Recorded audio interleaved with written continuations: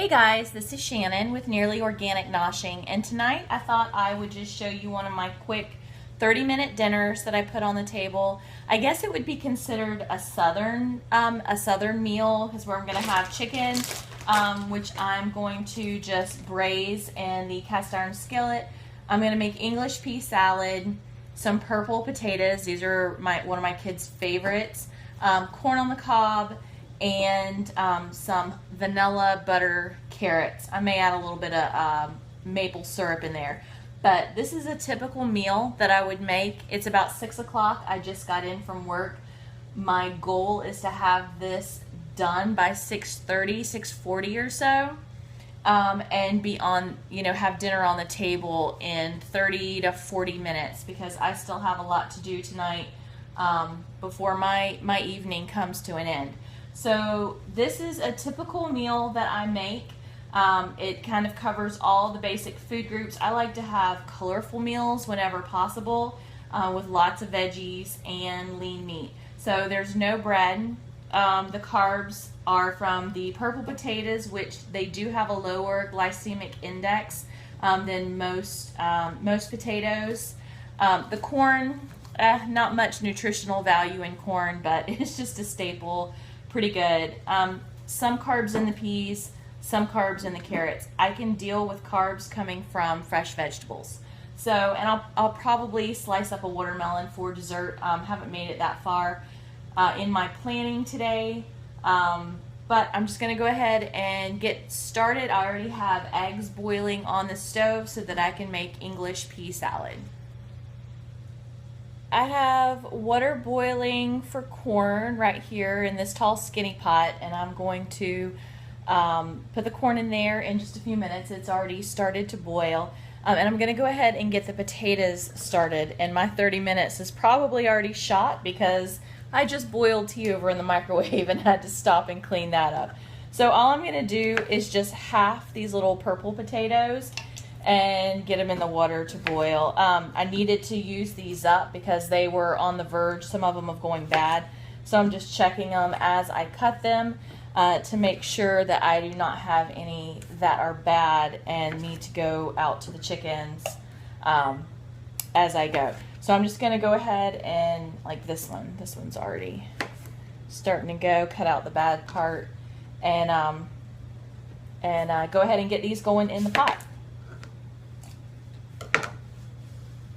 Okay, I have all of my purple potatoes cut, and they are in a pot on the stove. I went ahead and pulled a couple of eggs from the boiling water and have them in ice water here cooling off, so they'll be able to peel those and get them in with the English peas. And now I'm just peeling corn to go ahead and get it cooking. A lot of times I cook this in the microwave. Since I already had pots on the stove and had the stove going tonight, I just figured I'd go ahead and cook it on the stove. And then all the husks, these are going to go into my compost bin. I usually have 2 bowls next to my sink, one for chicken scraps and one for my compost bin. So all of this, all the silk and the husks, these will all go into the compost bin. And the actual cobs of the chicken, once we are done eating tonight, I'll take those and throw those into the chickens and let them pick off whatever they can get that's left on them, and before I put those into the compost bin. And let me show you this pot I have. I absolutely love this pot. I use it for everything. Right now it is full of boiling water, but it is this tall skinny pot. I've used it outside on my wood burning stove. It has these little silicone handles so that you can grab a hold of it without using a hot pad. Same for the handle. And like I said, this does have boiling water in it. And then there's a little silicone, the basket is in here also. And I just love this thing. I've made it for cheese. I've used it for making cheese and all kinds of stuff. And for corn, they just stand right up and down in it, and it does not take up much space on the stove. Like tonight, every one of my burners are in use. So by having something little like this, it's just not going to take up much space, and I can go ahead and boil the corn on the stove. Get that back on the pot, clean this up, and I'll go ahead and get the carrots going. Okay, I'm finishing cutting the carrots. I've already peeled them. Normally this meal would go a lot faster for me because I would have prepared over the weekend and gone shopping and had all my vegetables chopped up in jars in the freezer. But this past weekend I had 3 graduation parties on Saturday to go to, and I was cooking for one of them. And then I had a birthday party on Sunday, in addition to just regular household chores and just trying to get things done, and there was just no time for that. So it would normally go a lot faster. I wouldn't have to take the time to stop and cut and peel and all that. So I'm going to go ahead and get these guys boiling. The potatoes are boiling, the corn is boiling, and then I will go ahead and get the peas going and then the chicken.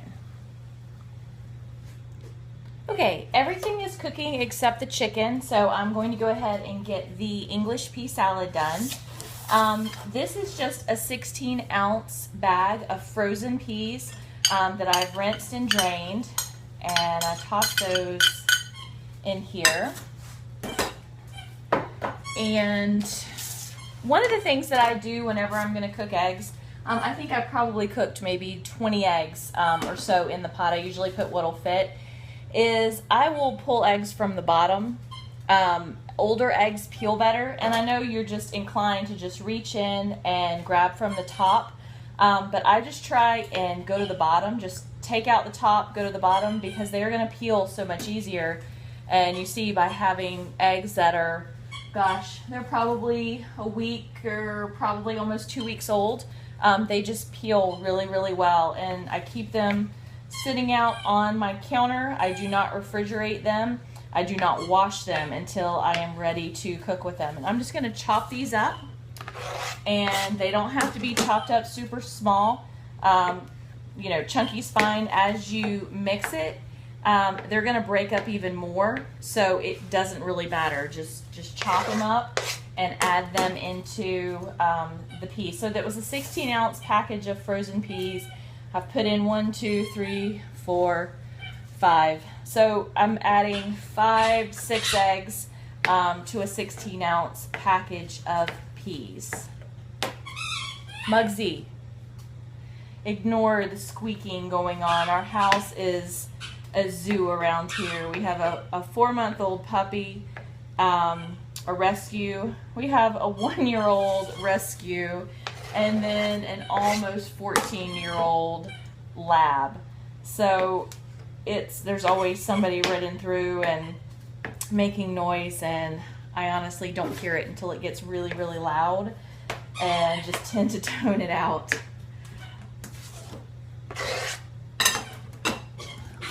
And this one busted apart, so just cut this. Like I said, it doesn't have to be neat or pretty. Just chop it up and get it in the pot. Rinse my hands off. Okay, and I'm glad I was doing this tonight because I realized I'm almost out of mayo. But I do have these. I picked these up for, I believe I got them for $1 each. They're non-GMO, cholesterol-free, gluten-free, and they're egg-free. It actually tastes just like mayo. I'm not sure how they do it. It's soy-free, dairy-free, lactose-free, and kosher, and it's called Just Mayo. When I found these on sale, I picked up a few of them and kept them in my cabinet just as backups whenever I ran out of something, because I liked how little and small I could take them on trips. And I'm glad I did, because I'm almost out of mayo, so I just grabbed this out of the cabinet to try, but it's really, really good. And like I said, I think I got them for $1 each.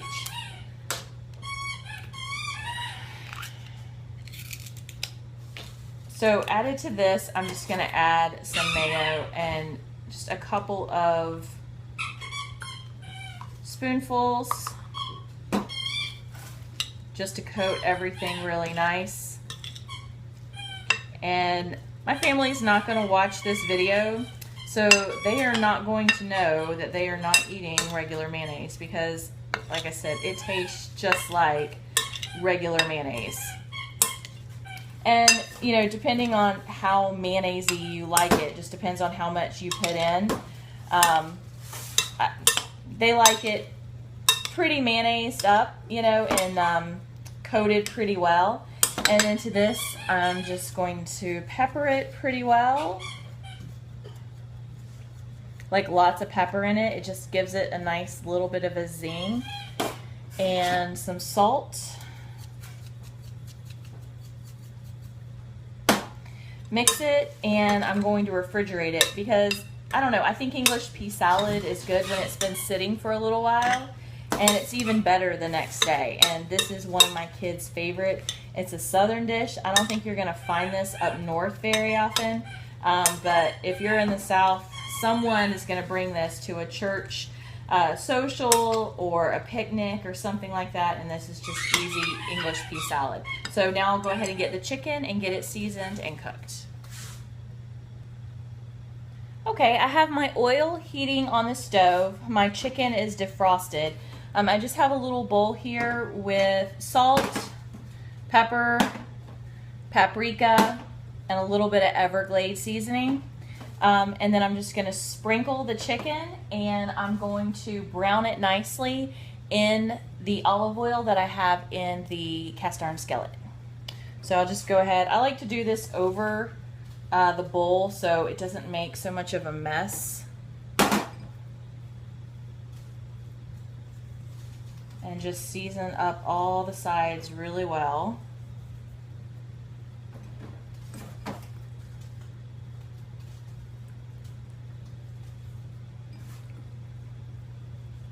And this is some of the chicken that I ordered from Zaycon. We ordered it by the case, and so far we have been really, really pleased with everything we've ordered from them.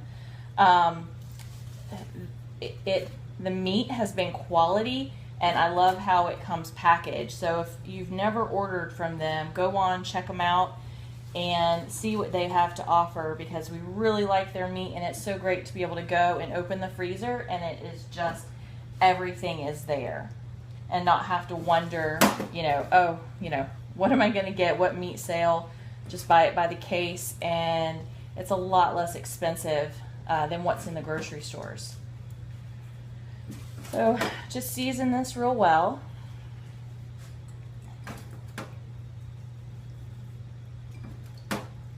And the oil should be just about ready. There's just a little bit of olive oil in the bottom of the pan so that I can brown these up nicely. Okay, the chicken is browning up real well. I already flipped it one time, and I just want to make sure that it gets a nice little even brown on both sides. And so that it doesn't stick, I tossed in just a tiny little bit of bone broth, chicken bone broth, but I'm going to add in a little bit more in a minute and cover and let it kind of steam and just cook with that bone broth. And that makes your chicken super tender, especially with bone-in chicken. I especially like it. You can use chicken stock. I'm using just this organic bone broth. And it gives it a good flavor, and it also makes it extremely, extremely tender. So I just have to watch this, make sure it doesn't stick and burn, and turn it so that it gets nicely brown. And then once this is cooking in the bone broth, then I'll be able to go ahead and season up the carrots and the corn and get everything else ready, because this will not take long at all to cook up. So this is looking pretty good. I'm going to go ahead and just add in my broth.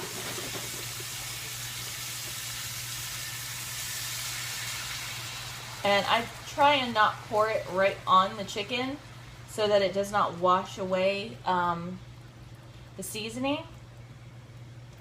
And I just kind of like make myself a hole in the middle and pour it there, and then I'll just cut.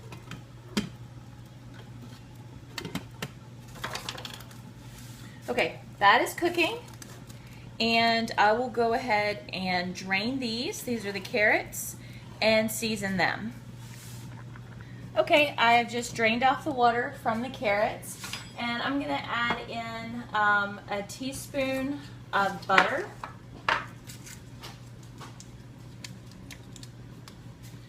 And stick that down in the middle so it'll start melting. And just a little bit of brown sugar.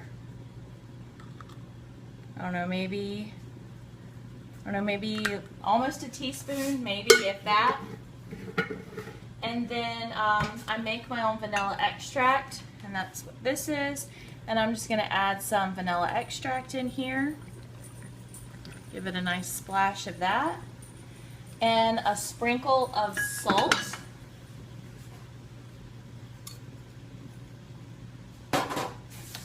And this will be a really good sweet vanilla butter carrot. Just an easy way to make it. Ingredients that you have right on hand. Sometimes I'll put apricot preserves or orange marmalade, something like that. I love to make sweet carrots. Molasses and butter is good also. So the carrots, butter will finish melting. That'll all just sit in there and seep into the carrots, and that is going to be our buttered vanilla carrots.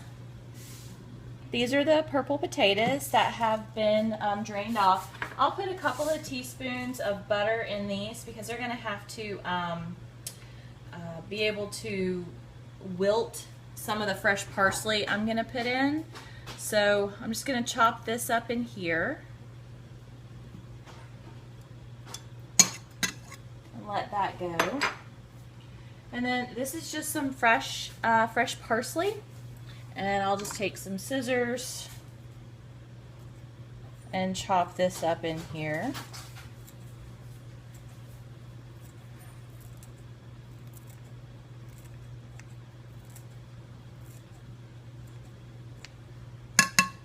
For that, and then just a little bit of thyme.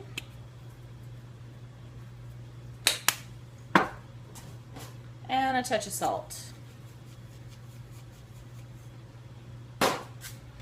And then I'm just going to cover this and leave it sitting on the heat, just on really, really low, so it'll steam up a little bit, and make sure that parsley steams down and just kind of adds flavor into the potatoes. And this will be really, really good, and we'll have parsley potatoes for dinner. And you can use dried parsley. I was out of dried parsley. I can't believe I'm actually out of dried parsley, but thankfully I had some fresh I could put in here. But dried parsley is definitely great to put in here also. I do parsley potatoes with Red Bliss, or the little butter potatoes. It's just a great addition. It gives a nice little pop of color to your purple potatoes. It's just the purple and green. It just looks nice. And I like to set a pretty table. It doesn't matter if I'm in, jeans and a t-shirt. Whenever I cook, I like my dinners to be pretty and to plate up nice. So there's always a lot of color and a lot of variety in my dinners, and they do not take a long time. It's just a little bit more effort to make everything pretty, look nice, and a little bit more presentable. Okay, this is everything plated up. We have our corn, the purple parsley potatoes, the vanilla butter carrots, English pea salad, and chicken. It took me about 45 minutes to make everything, and that included filming. It definitely took me longer to film, but in 45 minutes you have a decent dinner. It's bright, it's colorful, it's very healthy, and I just think that it's more appealing, especially to kids, when it's plated up and it looks like this. Hope you guys enjoy.